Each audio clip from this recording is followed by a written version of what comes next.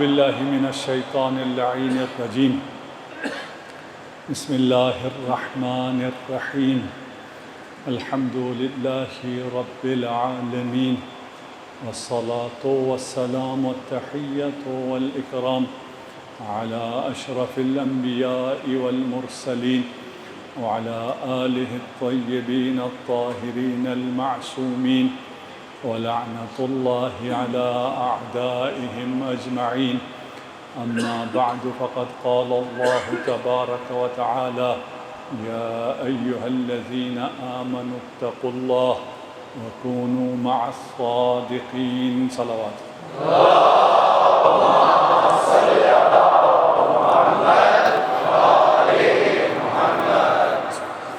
خدا کا شکر ہے، اس نے ہمیں ایسی قوم میں پیدا کیا جن کے لیے صراط مستقیم تلاش کرنا کوئی مشکل کام نہیں۔ ہم میں سے وہ لوگ اور زیادہ خوش نصیب ہیں جو پیدا کسی اور گھرانے میں ہوئے ہوں اور انہیں خدا نے راہ راست کی ہدایت فرمائی ہے۔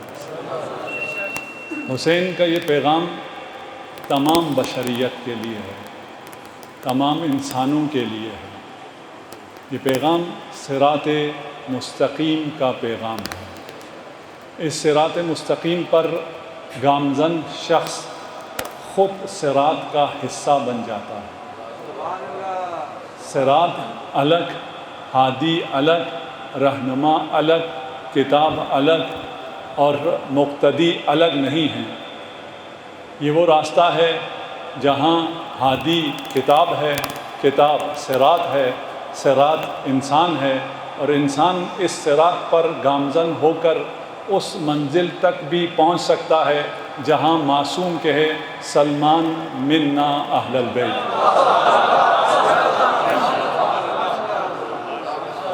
مجالس کا یہ سفر در حقیقت اسی تلاش میں ہم ہیں کہ کب کوئی ندا آئے، کوئی ہمارا نام پکارے اور کہے فلان منا اہل البیت۔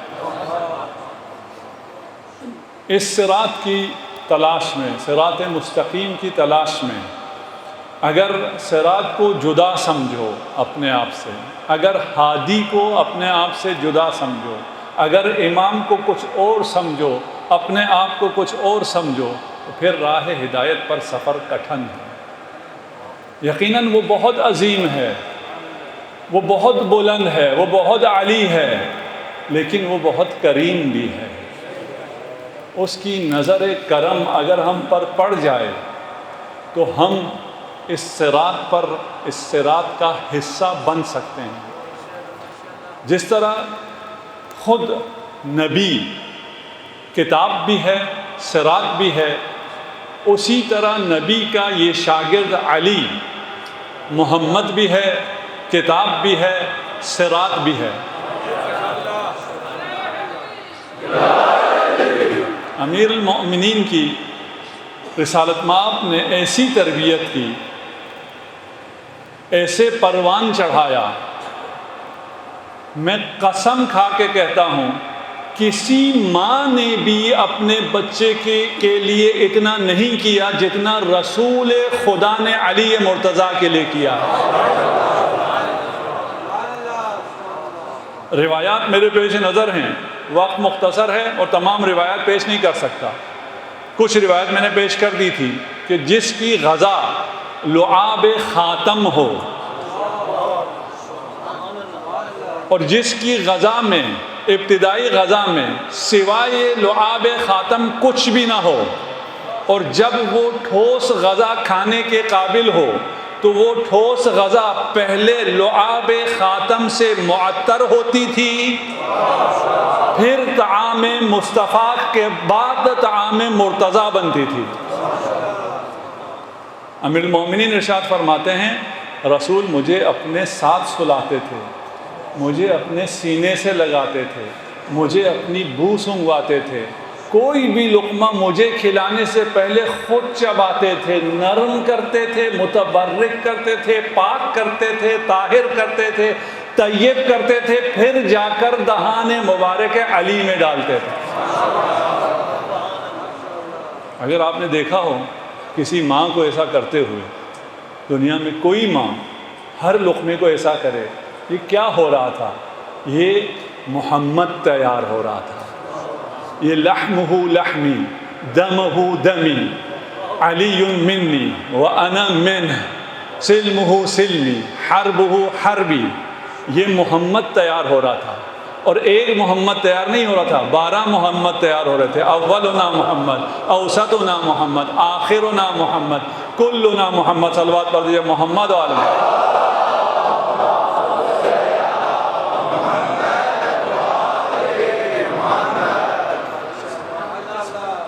انا صراط المستقیم، صراط مستقیم میں ہوں. میں صراط مستقیم یعنی صراط مستقیم کا ہادی بھی میں ہوں، صراط مستقیم بھی میں ہوں. قرآن کتاب ناطق بھی میں ہوں، اور کتاب صامت کا بیان کنندہ بھی میں ہوں. اس لیے کہ نبی نے علی کے لیے اسی بچپن سے یرفع لی کل یوم علما من اخلاقہ. اس جملے کو نہیں سمجھ سکتے آپ، البتہ آپ علم اٹھانے والے شاید سمجھ جائیں. علی بچپنے سے کہہ رہے ہیں ہر روز نبی جس کا کام کیا ہے، جو آیا ہے متمم مکارم اخلاق ہے، جس کا کام مکارم اخلاق کو بیان کرنا ہے، وہ کر کیا رہا ہے؟ ہر روز میرے لیے اپنے اخلاق کا ایک علم نصب فرماتے تھے، اور مجھے حکم کرتے تھے اس کی اقتداء کرو، اور میں اس کی اقتداء کرتا تھا. علم جو نبی دیں. آپ نے تو خیبر کا ایک علم دیکھا ہے نا، اور اس کا اثر دیکھا ہے.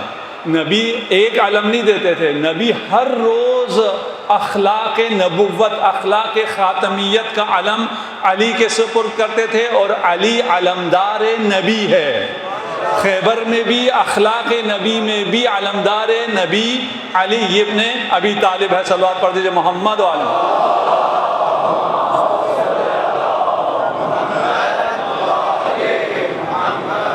ایک شخص نے پوچھا دوسرے صحابی سے، تابعی نے صحابی سے پوچھا کہ رسالت مآب کا سب سے پیارا بیٹا کون سا تھا؟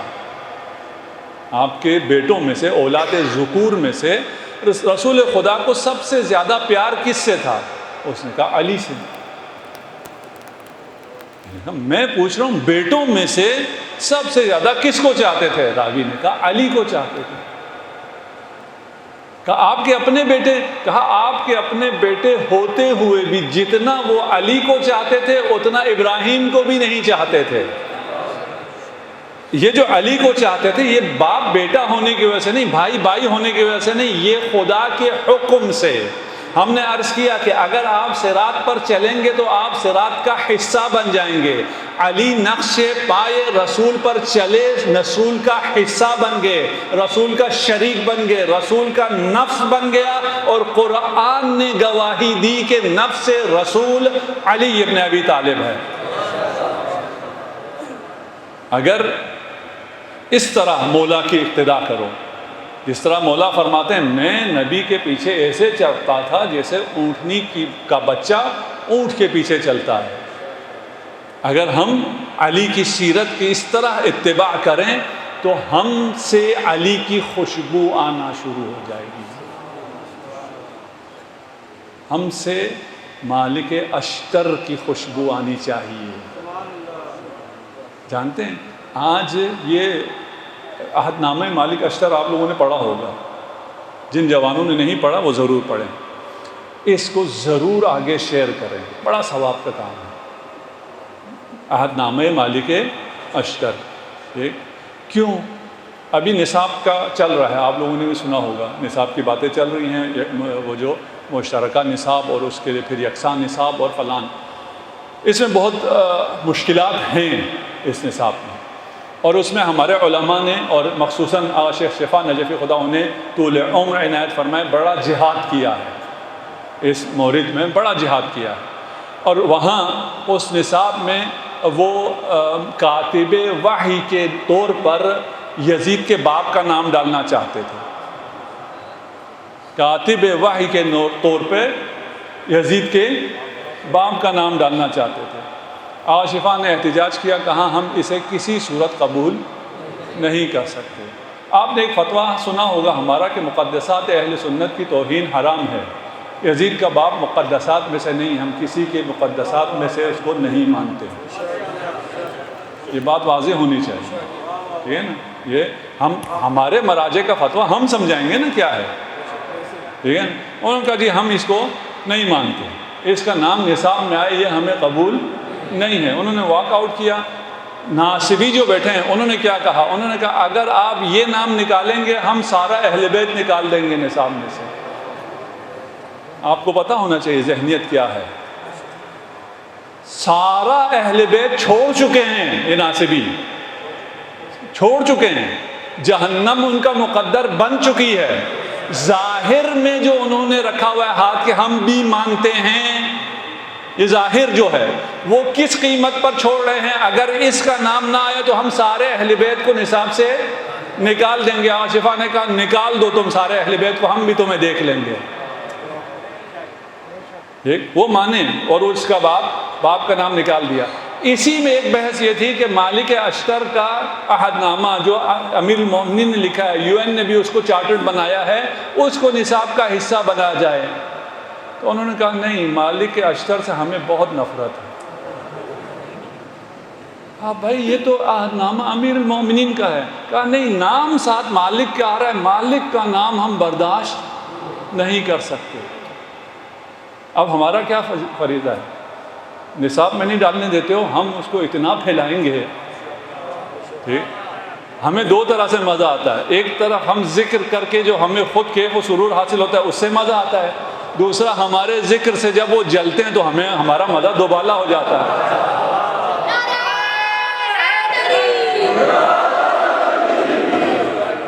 تو مالک اشتر کا یہ حکم نامہ، عہد نامہ، اسے عام کریں، اسے پھیلائیں، اور اسے پھیلانے کا راستہ شیئر کرنا بھی ہے، اس پہ عمل بھی کرو، اسے پڑھو بھی، اس مالک کی طرح بنو بھی، ٹھیک ہے نا؟ وہ آپ کو کہاں سے اٹھا کے پھینک دیں گے؟ نصاب میں سے، اسکولوں میں سے ہمارے بچوں کو تو نہیں نکال کے پھینک سکتے۔ ہمارے بچے اگر مالک بن جائیں کتنی تکلیف ہوگی انہیں، اور علی کو کتنی خوشی ہوگی۔ اگر ہمارے بچے مالک بن جائیں تو علی آپ ان ماؤں پر درود اور سلام بھیجیں گے جو اپنے بچوں کو مالک کی طرح پرورش کرے۔ ہم نے امام کی طرح بننا ہے، مالک کی طرح بننا ہے، ہم نے بوذر کی طرح بننا ہے، ہم نے سلمان کی طرح بننا ہے، ہم نے مقداد کی طرح بننا ہے۔ انہوں نے کیا کیا ہے؟ انہوں نے اپنے مولا کی ہر بات مانی۔ بہت سمپل، بہت آسان ہے۔ پسند ناپسند میں جو مولا کو پسند ہے وہ مقداد کو پسند تھا، اس کی اپنی کوئی پسند اور ناپسند نہیں تھی۔ اس لیے وہ اس مقام پر پہنچے کہ سلمان منا اہل البیت، یہ مقام حاصل کیا۔ آپ بھی اگر صراط پر ایسے چلیں تو اس صراط پر چلنا آپ کے لیے کٹھن نہیں ہوگا، کیونکہ آپ خود صراط ہوں گے۔ اگر میں سمجھا سک رہا ہوں، ہمیں یہ سمجھایا جاتا ہے، ہمارے بچوں کو یہ سمجھایا جاتا ہے صراط پر چلنا بڑا مشکل کام ہے، یہ تو بوذر و سلمان کا کام ہے، تم کہاں؟ نہیں بھائی، تمہارے لیے یہ بڑے مزے کا کام ہو جائے گا، اس لیے کہ تم خود صراط ہو جاؤ گے، تمہارے قدم ہی صراط مستقیم ہو جائیں گے، اس پر چلنا کوئی دشوار نہیں ہوگا۔ تم ایک قدم چلو گے، تمہیں دیکھ کر جو 4 جوان اور چلیں گے وہ تمہیں 1000 قدم آگے پہنچائیں گے۔ بڑے مزے کا سفر ہے یہ صراط کا، بہت مزے کا۔ چلنا ہے؟ چلیے بسم اللہ، ٹھیک ہے۔ اس پہ چلنے کے 2 طریقے ہیں، ایک سالکین کا، پہلے ہم چلے سالک کا بتا دیتے ہیں، ہم سالک بن جائیں، اس راستے پہ چلنے والے بن جائیں۔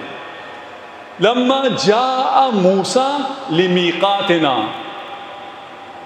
جب موسیٰ ہماری میقات کے لیے آئے۔ میں اس سے پہلے ابھی الکوثر میں داستان موسیٰ پر ہی گفتگو کر رہا ہوں، وہ سارا اگر آپ سننا چاہیں تو وہ ہادی ٹی وی پہ بھی آ رہا ہے اور پیجز پہ بھی آ رہا ہے، تو وہاں داستان موسیٰ پہ بات کر رہے ہیں، وہ مفصل داستان وہاں آئے گی۔ موسیٰ میقات کے لیے جب گئے تو لفظ جاء استعمال ہوا ہے کہ موسیٰ میقات کے لیے قدم بے قدم مرحلہ بے مرحلہ چل کر آئے، اور جب وہ چل کر جا رہے تھے تو ایک مقام پر ارشاد آیا فاخلع نعلیک انک بواد المقدس طویٰ۔ یہ وادی مقدس ہے، یہ جگہ مقدس ہے، کیوں؟ امام بارگاہ ہے، مقدس ہے۔ کوئی جوتوں سمیت آئے؟ کسی نے لکھا ہوا ہے فاخلع نعلیک؟ کیوں؟ سب کو پتہ ہے، یہ بات سب کو پتہ ہے، یہ مقدس جگہ ہے، مقدس جگہ پہ جوتوں کے ساتھ نہیں آتے۔ حضرت موسیٰ کو نہیں پتہ تھا کہ مقدس وادی میں جا رہے ہیں اور وہاں جوتوں کے ساتھ نہیں جانا، اور وہ جوتوں کے ساتھ جا رہے ہیں، ہو سکتا ہے؟ یہ نہیں ہو سکتا۔ مراد ظاہر آیت یہ ہے فاخلع نعلیک، مراد کیا ہے؟ حضرت موسیٰ کہاں سے جا رہے تھے؟ اپنے اہل بیت کے ساتھ تھے، رات کی تاریکی تھی، اندھیرا تھا، سردی تھی، آگ نظر آئی، ان سے کہا میں یا کوئی آگ لے کے آؤں گا یا کوئی خبر لے کے آؤں گا، تم لوگ یہاں انتظار کرو۔ موسیٰ کے دل میں اہل بیت کی فکر تھی، اہل بیت کی فکر لے کر موسیٰ خدا کی بارگاہ میں جا رہا تھا۔ ارشاد آیا یا موسیٰ فاخلع نعلیک، اہل بیت کی فکر دل سے نکالو۔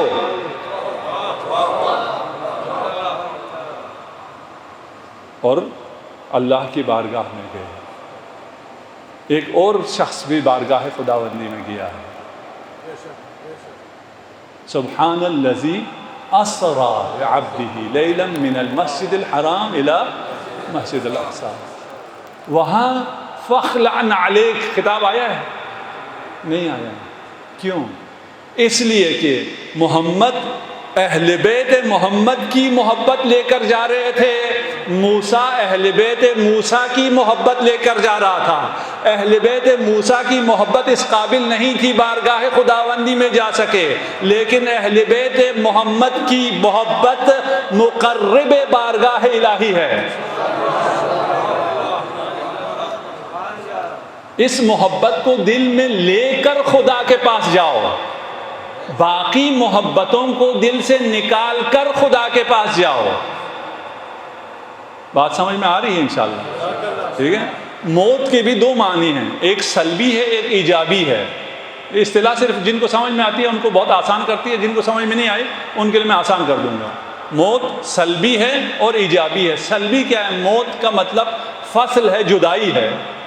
میرے بہت سے تعلقات ہیں دنیا میں، بچے ہیں، مال ہے، ملال ہے، جائیداد ہے، ان سے میرا رشتہ منقطع ہو جاتا ہے۔ اس انقطاع کا نام، اس رشتہ ٹوٹنے کا نام، اس جدائی کا نام موت ہے اسی طرح، اسی لیے موت سے ڈرتے ہیں۔ لیکن موت ایک ایجابی حقیقت کا نام بھی ہے۔ وہ کیا ہے؟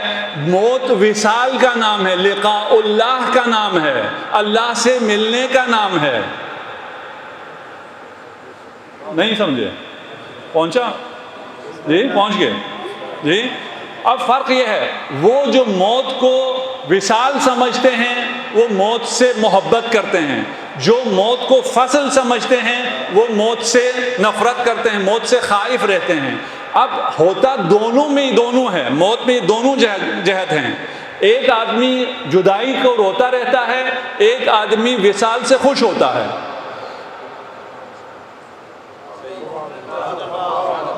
چلیں آسان کر دیتا ہوں میں، ایک آ جائیں واپس۔ ایک سالک ہے، ایک مجذوب ہے۔ سالک قدم بے قدم چل کے جاتا ہے، مرحلہ بے مرحلہ چل کے جاتا ہے، اسے خود چل کے جانا پڑتا ہے، راستے میں اس کے لیے مشکلات آتی ہیں۔ آپ بھی سالک ہیں جی، آپ چل کے یہاں آئے ہیں، امام بارگاہ تک آئے ہیں، یہ جو آپ نے سلوک کیا ہے، چل کے یہاں تک آئے ہیں، قدم بے قدم چل کے آئے ہیں، مرحلہ بے مرحلہ یہاں آئے ہیں۔ اس کے مقابلے میں مجذوب ہے، مجذوب مرحلہ بے مرحلہ قدم بے قدم نہیں ہے، بلکہ وہ جب قدم اٹھاتا ہے اگلا قدم اس کا منزل پہ ہوتا ہے۔ سبحان الذی اسری بعبدہ، سالک کو چلنا پڑتا ہے، مجذوب کو لے جایا جاتا ہے، مجذوب کو لے جایا جاتا ہے، اس کے لیے کوئی مراحل نہیں ہے، وہ یکدم منزل پر پہنچ جاتا ہے۔ آپ میں سے کسی نے مجذوبیت کو ایکسپیرینس کیا ہے؟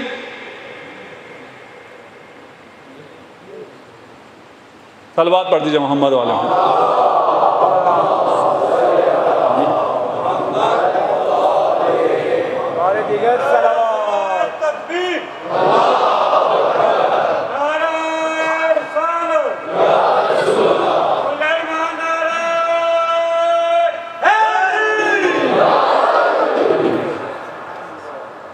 ہم میں سے ہر شخص نے اس مجذوبیت کا تجربہ کر رکھا ہے،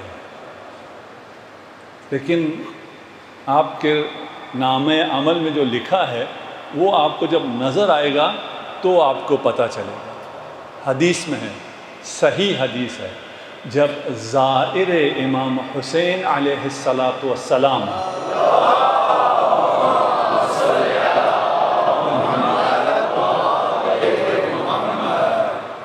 زیارت کی نیت سے، خدا ہم سب کو یہ زیارت نصیب فرمائے، اسی سال نصیب فرمائے، ہر سال نصیب فرمائے، بار بار نصیب فرمائے۔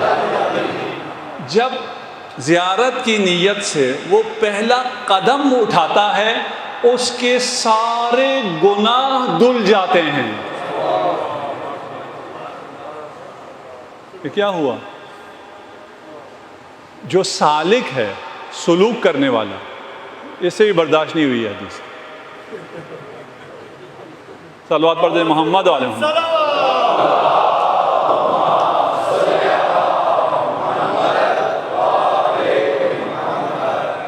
جو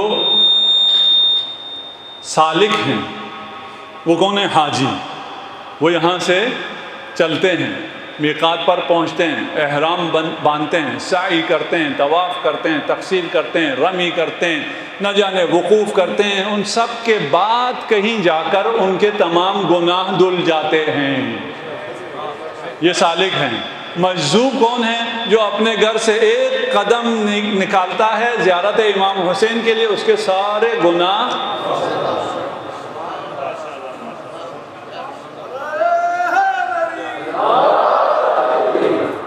اب لوگوں کو، کچھ لوگوں کو، اپنے لوگوں کو بھی یہ باتیں سمجھ میں نہیں آتی۔ وہ کہتے ہیں مولانا یہ تو نہیں ہو سکتا۔ کیوں نہیں ہو سکتا؟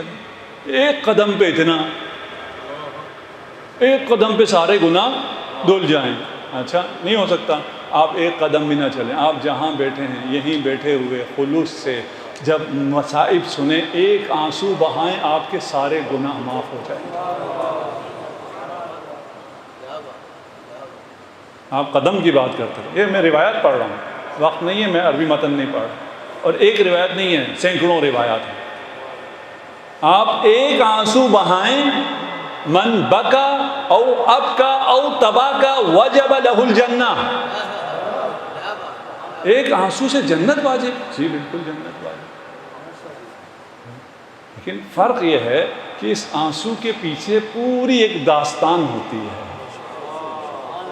یہ ہر کسی کے آنسو کی بات نہیں ہو رہی ہے، یہ حسین والوں کے آنسو کی بات ہو رہی ہے، یہ صراط مستقیم پر جو ہیں ان کی بات ہو رہی ہے۔ اور یہ جو آپ کو مقایسہ کیا جاتا ہے نا کہ آپ کو اتنا ملے گا، حج پہ اتنا ملے گا، اگر حقیقت حال بتایا جائے تو بغیر حسین حج کا کچھ بھی نہیں ملتا ہے۔ آپ کو لگ رہا ہے نا ان کو کم ملا، آپ کو زیادہ ملا، حقیقت یہ ہے کہ انہیں کچھ بھی نہیں ملتا، سارا آپ کو ملتا ہے۔ ضربۃ علی یوم الخندق افضل من عبادت الثقلین، ایک ضربت کتنی دیر لگی ہوگی؟ علی کی ضربت تو ویسی بھی برق آسا ہوتی تھی، کتنی دیر لگی تھی؟ عبادت ثقلین سے بڑھ کر کیوں ہے؟ اس لیے کہ ثقلین جتنی عبادت کریں گے وہ تمام عبادتیں اسی ضربت کے صدقے میں ہیں۔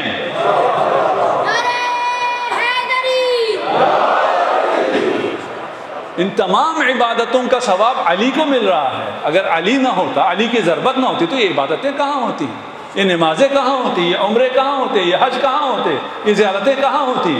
ان میں سے کوئی بھی عبادت نہ ہوتی۔ عبادت کی شکلیں شاید ہوتی، روح عبادت ختم ہو جاتی۔ روح عبادت کو برقرار علی ابن ابی طالب نے رکھا ہے، اس لیے جو قدم علی اور اولاد علی کے راہ میں اٹھتا ہے ثواب اسی میں ہوتا ہے۔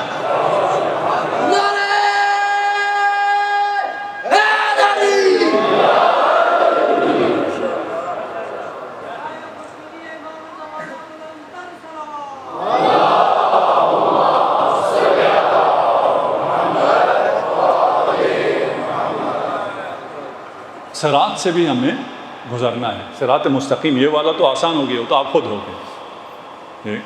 گزرنا بھی ہم نے کہا انتہائی بر رفتاری سے گزرنا ہے. آپ نے تو بس نیت کرنی ہے. کل بھی ہم نے کہا تھا بس نیت کرو, عمل کی کوئی ضرورت ہی نہیں ہے.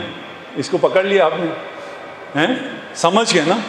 سمجھے بغیر نہیں. یہاں ہم اپنے آپ کو دھوکہ دینے کے لیے نہیں آئے ہوئے, ہم اپنے آپ کو خام مخواہ خوش کرنے کے لیے نہیں آئے ہوئے. ہمیں اتنا حقیقت میں ملا ہوا ہے کہ ہم اس حقیقی نعمتوں کو چھوڑ کر خیالی نعمتوں میں جانے کی ضرورت ہی نہیں ہے. اور حقیقت میں بھی بہت آسانی سے آپ کو ملا ہوا ہے. یہ یقین مانیے, کسی گمراہ کنندہ شخص کے پیچھے نہ چلیں. کس لیے؟ کیونکہ میں آسانی سے جنت حاصل کروں. آسان ترین راہ جنت کے حصول کے لیے راہ سید الشہداء ہے. امام حسین ہماری درسگاہ کربلا کربلا, اے ہماری درسگاہ کربلا کربلا, شہادتوں کا راستہ کربلا کربلا, نعرہ حیدری. صراط سے کیسے گزریں گے؟ صراط تو ایک مولانا بیان کر رہے تھے تو نیچے سے کسی نے کہا مولانا سیدھا کہہ دو, کوئی گزر ہی نہیں سکتا. یہ سب بتانے کی کیا ضرورت ہے؟ بال سے باریک ہے, تلوار کی دھار سے تیز ہے, اس کے اوپر سے کون جا سکتا ہے؟ جا ہی نہیں سکتا, قصہ ختم. اور جب یہ اوصاف بیان ہوئے صراط کے, تو پھر امت نے رسول خدا سے پوچھا کہ یا رسول اللہ اس صراط سے پھر ہم کیسے گزریں گے؟ اگر صراط ایسی جگہ ہے, ایسا پل ہے, تو اس سے ہم گزریں گے کیسے؟ رسول خدا نے اللہ کی بارگاہ میں سوال کیا. یقیناً جانتے تھے ہمارے لیے. جبرائیل نازل ہوا اور کہا ان اللہ یقرئک السلام, اللہ آپ کو سلام دیتا ہے. یا محمد انت تجوز الصراط بنور اللہ, آپ صراط کو نور خدا سے طے کریں گے. وَيَجُوزُ عَلِي الصِّرَاطَ بِنُورِكَ, اور علی صراط کو آپ کے نور سے طے کریں گے. وَشِيعَةُ عَلِي تَجُوزُ الصِّرَاطَ بِنُورِ عَلِي ابن ابی طالب,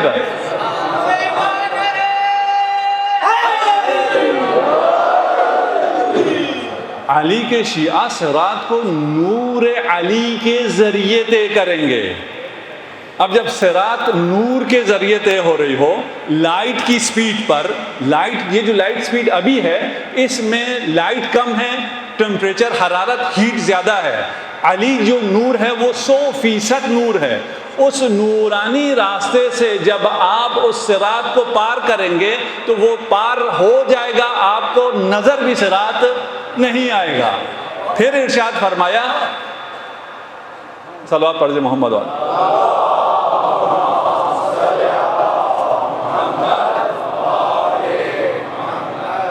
چلیں, لوگ کہتے ہیں آپ ہمارے بزرگوں کا ذکر نہیں کرتے, ان کا بھی ذکر کرتے ہیں. حضرت ابو بکر خلیفہ اول ارشاد فرماتے ہیں ان علی الصراط لعقبہ, صراط پہ ایک پھاٹک ہے, لا تجوزہ احد الا بجواز من علی ابن ابی طالب.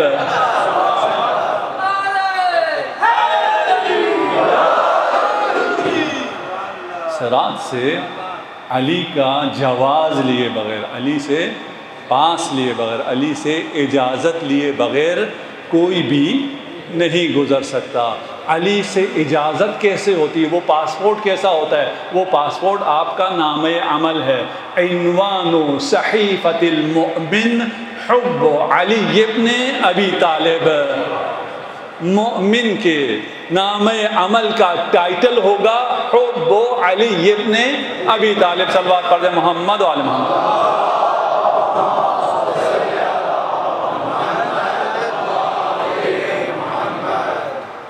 آپ کی حسن سماعت ایسی ہے کہ ہمارا جی نہیں چاہتا, اور جیسے آپ جانتے ہیں کہ ہم ایک مجبوری کے تحت آپ کے اس محفل سے خطاب کی سعادت ہمیں حاصل ہوئی, ہماری نسبت سعادت ہے, اور آپ علامہ شیخ شفا نجفی کے خطابات سے محروم ہوئے ہیں, اس کی نسبت ہمیں بھی افسوس ہے.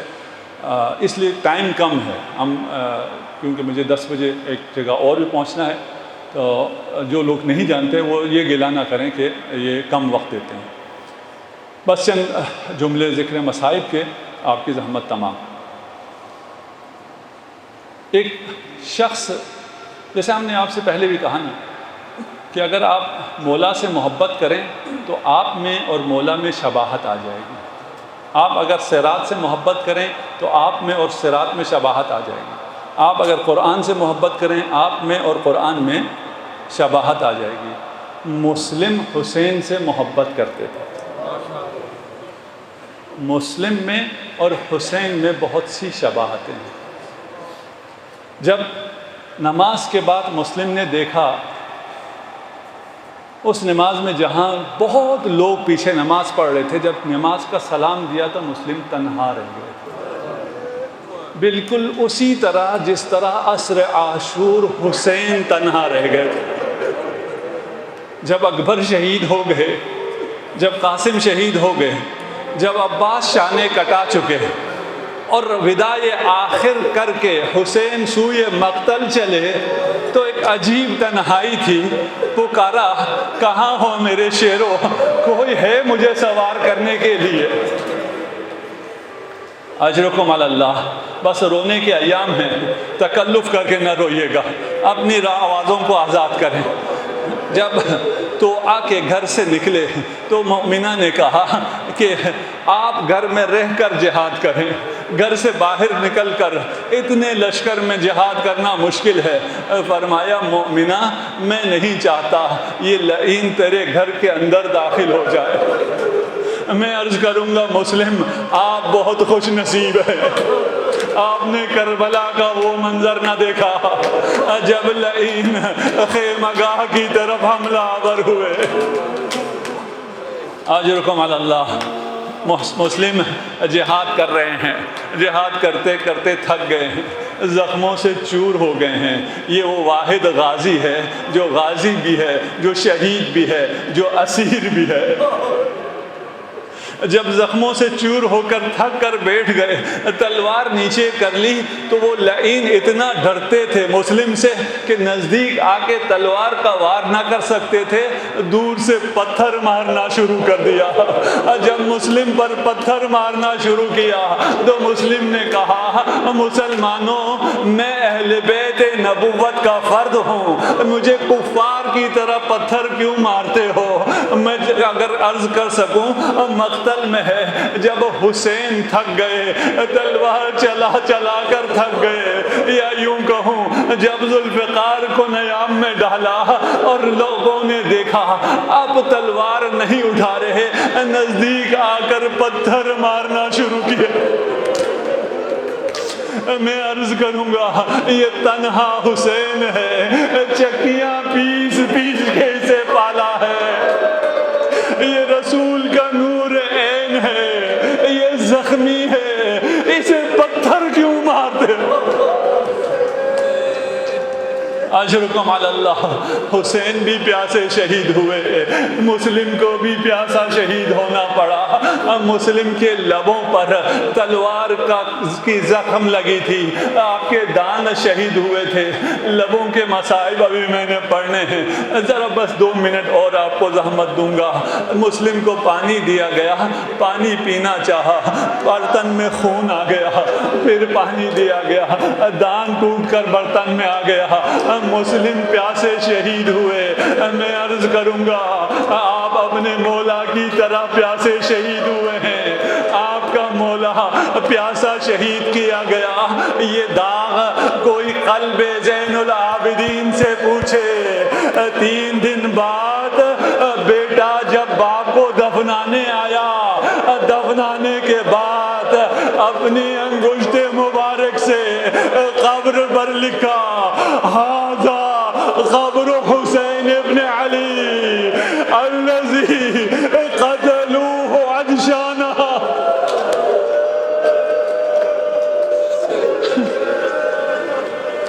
اجرکم علی اللہ.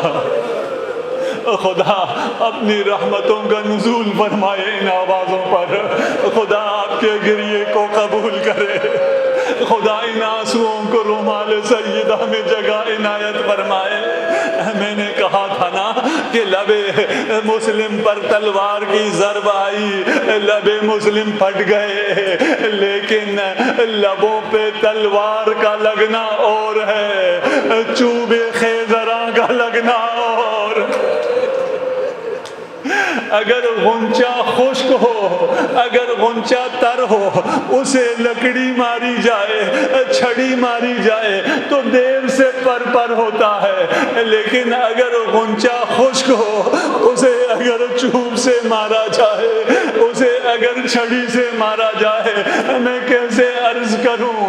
زینب دیکھ رہی ہے، لعین نے چوب خیزراں کو شراب میں سلایا، ان پاک لبوں کو جسارت کرنا شروع کی۔ میں کیسے کہوں؟ زینب نے کیسے برداشت کیا؟ زینب نے فریاد کی، یا خدا میرے حسین کی خیر، میں نے سن رکھا تھا میرا بھائی شہید کیا جائے گا، میں نے یقین کر لیا، میں نے یہ بھی سنا تھا کہ سر نو کے نیزے پر بلند ہوگا، میں نے صبر کر لیا، میں نے یہ بھی مجھے بتایا گیا تھا میں اسیر کی جاؤں گی، میں نے اسارت بھی برداشت کر لی، لیکن خدایا سکینہ دیکھ رہی ہے، لعین کے ہاتھوں میں چھڑی ہے، لبہائے مبارک بوسگاہ ہے رسول۔